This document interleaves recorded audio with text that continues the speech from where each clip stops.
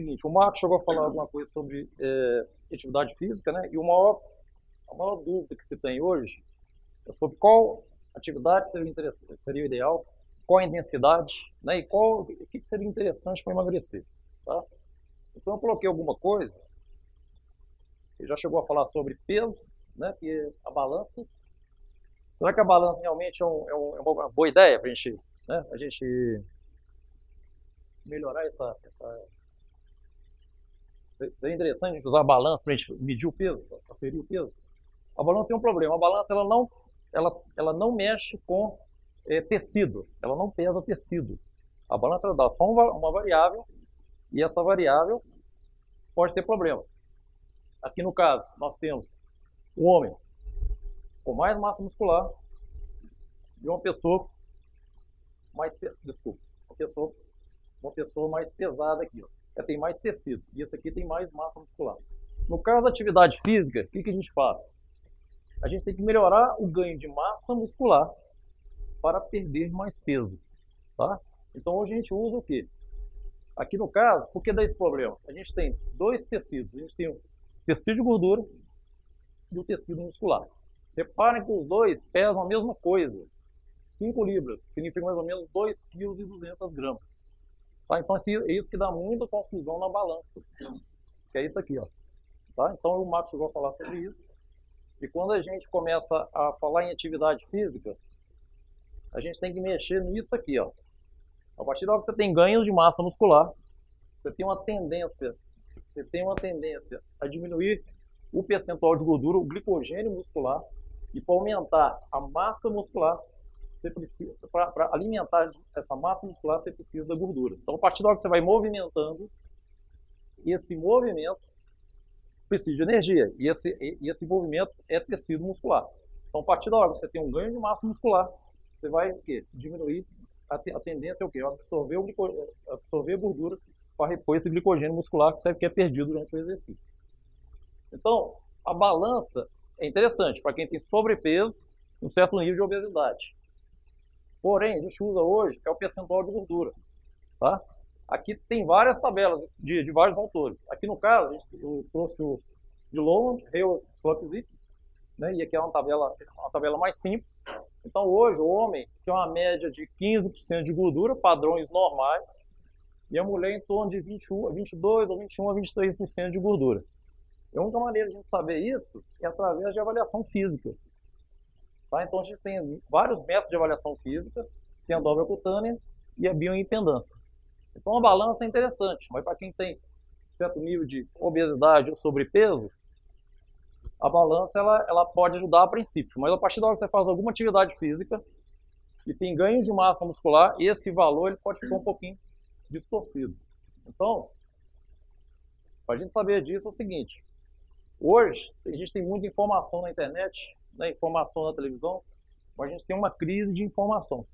Então, às vezes você tem várias informações, mas essas informações às vezes você não sabe até que ponto ela é correta, onde tem uma informação que às vezes fica confusa. Então a gente tem alguns artigos, tem artigos em português, existem alguns artigos em inglês, mas o ideal é procurar um profissional para que te fale até onde, qual a intensidade, qual é o volume dessa atividade física, para que a gente consiga perder, né, conseguir os objetivos. Então, qual que seria o mais recomendado? É muito comum eu ver na academia o pessoal falando assim: eu vou fazer exercício aeróbico, vou ficar, o meu tempo é curto, vou começar a fazer uma atividade aeróbica, que é esteira, bicicleta, correr. O outro fala: não, vou fazer mais musculação. Então, o interessante seria o quê? Ou fazer aeróbico, ou fazer musculação, ou fazer uma dieta. A gente vai ver com o tempo que o interessante é juntar os três: exercício aeróbico, musculação e dieta associada. É a combinação dos três. No caso, eu vou falar devagar como é que é o exercício aeróbico que vai influenciar, que é o seguinte: os alunos iniciantes eles podem começar com uma caminhada e com a progressão de exercício aumentar a intensidade. Por quê? A partir a hora que tem um aumento de intensidade, você tem uma depressão de glicogênio muscular. Essa depressão de glicogênio muscular, principalmente pós-exercício, vai precisar de ser reposto. O glicogênio é energia que você gasta, tá? No caso do tecido muscular. E essa reposição ela vai vir na gordura. Então, por isso que é interessante você ter um aumento de massa muscular. A pessoa que tem mais massa muscular, ela tem maior facilidade de gastar energia. Então, somente o exercício aeróbico não é interessante, não. A gente pode até no início ser interessante aumentar, fazer uma atividade aeróbica, uma caminhada, uma corrida, um exercício que hoje chama intervalado, correr, caminhar, até aí tudo bem.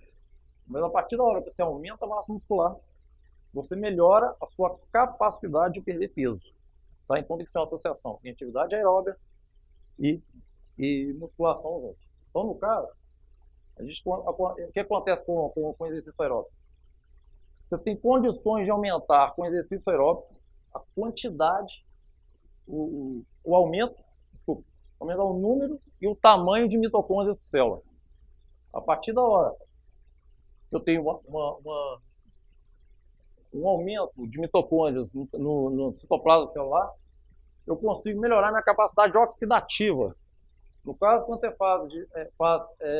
gasta energia de gordura, você mexe em dois mecanismos, que é a lipólise e a oxidação. A lipólise é a quebra de gordura e a oxidação é a queima. Então, a lipólise ela envolve, a partir da hora que você libera, várias enzimas oxidativas. E essas enzimas são bem liberadas no exercício aeróbico.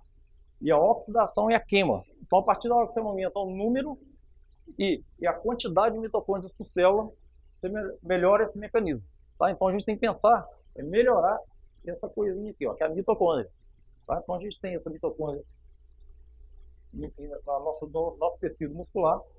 E a partir da hora que a gente aumenta a atividade aeróbica, a tendência é aumentar a quantidade de mitocôndrias por célula. Então, com isso, você consegue melhorar esse mecanismo de lipólise e oxidação. Os hormônios também trabalham durante o exercício aeróbico, que é a adrenalina, a noradrenalina, que estimula a glicogenose hepática e muscular. E também estimula a glicogenose e glicogênese hepática. A glicogenólise é a quebra do glicogênio muscular. Então, isso é muito estimulado com o exercício aeróbico. Então, aquela caminhada, ela é boa. Só que, em determinado momento, você adapta aquele exercício e a liberação de enzimas e hormônios não é tão alta comparado com um exercício um pouco mais intenso. Então, a caminhada é interessante no início. Depois de um certo momento, a tendência é o quê? Você aumentar a intensidade ou um pouco do exercício para fazer com que a sua liberação enzimática e hormonal melhore. Então, no caso da musculação, o que acontece? Com o treinamento de hipertrofia, a gente promove uma maior perda de gordura para aumentar o desgaste do glicogênio muscular, a maior perda de gordura para promover um desgaste do glicogênio muscular e das proteínas contráteis. Ou seja, se você tem um ganho de massa muscular, você aumenta também a quantidade de mitocôndrias por célula. E com isso, acaba gerando um desgaste energético que vai fazer com que com o ganho de massa muscular vai fazer com que você consiga aumentar a capacidade oxidativa desse grupo muscular. E as proteínas contráteis, no caso, a partir da hora que você faz treinamento de hipertrofia, você tem microlesões do tecido, por exemplo, e com isso essa renovação proteica vai gastar energia também.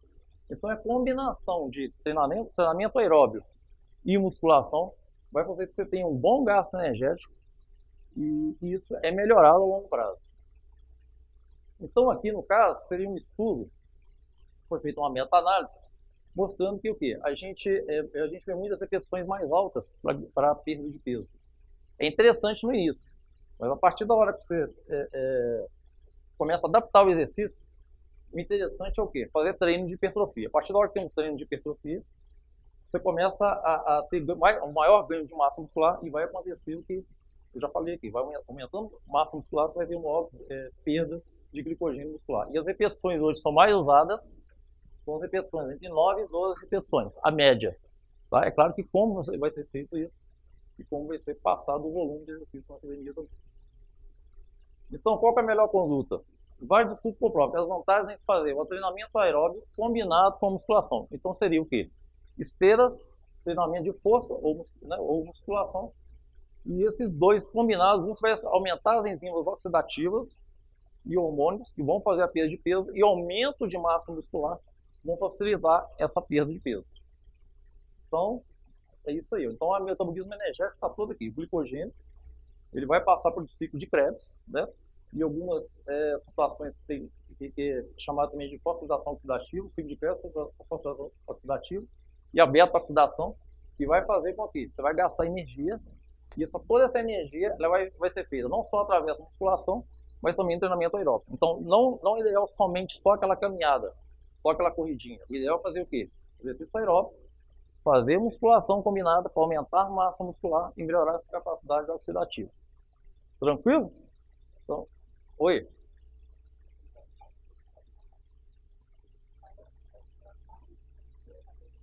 Tem uma dúvida aí. No caso de objetivo por hipertrofia, no caso de hipertrofia muscular, o interessante é fazer o aeróbico depois, tá? Porque existe uma via chamada MPK. Se você fizer o treinamento aeróbico antes, dependendo do volume da intensidade desse treinamento aeróbico, essa via ela pode inibir a hipertrofia muscular. Mas se o objetivo é perda de peso, você pode até fazer esse aeróbico depois. Agora, se quiser dividir também pode. Fazer 30 minutos, pode fazer 15 minutos antes ou 15 minutos depois. Tá? O ideal é que a perda de peso, ela abrange não só a musculação, mas também o exercício aeróbico. Então, a perda de peso é geral. Isso aí é a sessão de exercício. Tá? Então, eu não quero hipertrofia. A gente usa repetições maiores. Mas também vai ter um gasto energético. Tá? Então, não é bem o objetivo primário que seria hipertrofia, mas o gasto energético na sessão. Mas o objetivo foi hipertrofia, né? O interessante é fazer a musculação primeiro e o exercício aeróbico depois. Tá? Vai logo aí? Tranquilo? Beleza? Ok, obrigado, gente. Valeu.